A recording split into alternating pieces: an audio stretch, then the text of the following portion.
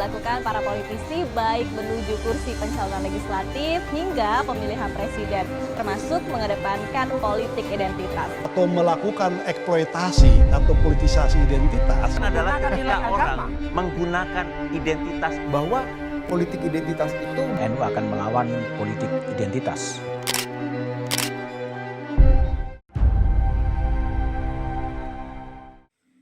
Selamat pagi, Bapak dan teman-teman semuanya. Izin memperkenalkan diri, Taruna Muda Politeknik Ilmu Pemasyarakatan Angkatan 57. Nama Diki Ekstra Surbakti, STB 5009, Prodi Teknik Pemasyarakatan B. Pada video kali ini, saya akan menjelaskan studi kasus 2, yaitu tentang eksklusivisme, politik identitas, gejala polarisasi, dan fragmentasi sosial berbasis SARA. 4 poin tersebut merupakan saling berkaitan satu dengan lainnya. Saya akan menjelaskan yang pertama itu tentang eksklusivisme. Itu merupakan adanya sikap individu dan kelompok mengisolasikan diri terhadap pihak lainnya. Misalnya, ada 10 orang dalam lingkaran pertemanan, dan 10 orang tersebut tidak mau menerima pertemanan dari pihak luar. Mereka hanya mau berteman dalam lingkaran 10 orang tersebut.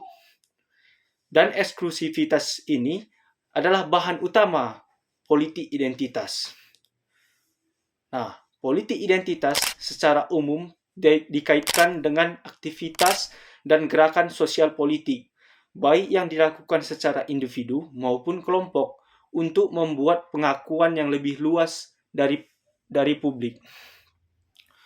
Politik identitas adalah strategi politik yang menjual sentimen identitas tertentu, misalnya suku, agama, ras, dan golongan, buat dijadikan alat politik untuk mencari dukungan. Ciri-ciri politik identitas dapat dilihat dari simbol-simbol suku atau agama yang digunakan oleh kandidat maupun pendukung kandidat selama kampanye, di mana kandidat akan memihak satu suku atau agama tertentu. Nah, pemicu politik identitas yang pertama adalah persaingan yang ketat. Ini dapat dilihat dari elektabilitas yang hampir sama. Kedua, polarisasi suku dan agama pasangan calon. Yang ketiga, polarisasi suku dan agama mayoritas pemilih. Pada dasarnya, manusia itu makhluk sosial yang tidak bisa hidup sendiri. Dan kita biasanya hidup berdampingan. Maka dari itu, kita memiliki rasa simpati satu dengan yang lainnya. Ketika seorang politisi mengklaim dirinya dari suku, agama, ras, atau golongan tertentu, kita akan merasa simpati dengan dia dan merasa bahwa politisi tersebut adalah bagian dari kelompok kita. Maka tidak heran kalau para politisi itu menggunakan politik identitas sebagai cara untuk mencari dukungan sebanyak-banyaknya. Di sini saya mengambil contoh politik identitas itu yang terjadi di Indonesia.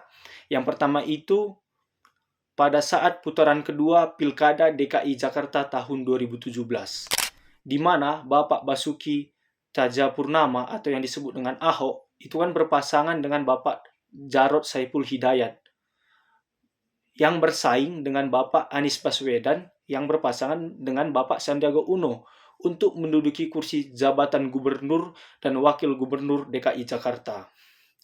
Dan yang kedua itu pada tahun 2019 saat pemilu presiden dan wakil presiden Republik Indonesia, di mana Bapak IR Haji Joko Widodo dan Kiai Haji Maruf Amin bersaing dengan Bapak Prabowo Subianto dan Bapak Sandiaga Uno. Keduanya sama-sama bikin polaritas dan membentuk kubu-kubuan, sehingga menimbulkan rasa saling curiga, saling berkonflik, dan menjelekkan satu sama lain. Dan menjadikan seolah-olah negara kita ini bukan sama-sama warga negara Indonesia, melainkan menjadi musuh. Ini bisa menyebabkan negara kita menjadi terpecah belah. Nah, politik identitas tersebut menimbulkan gejala polarisasi.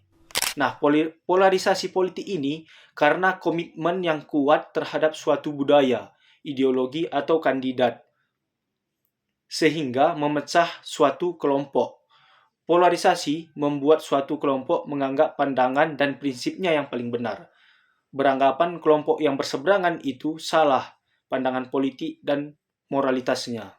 Nah, gejala polarisasi ini menimbulkan fragmentasi sosial.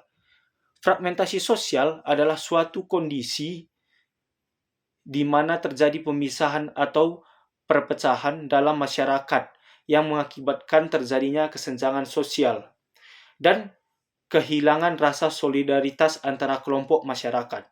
Pemisahan ini bisa terjadi karena faktor ekonomi, faktor agama, faktor budaya, politik, atau faktor lainnya.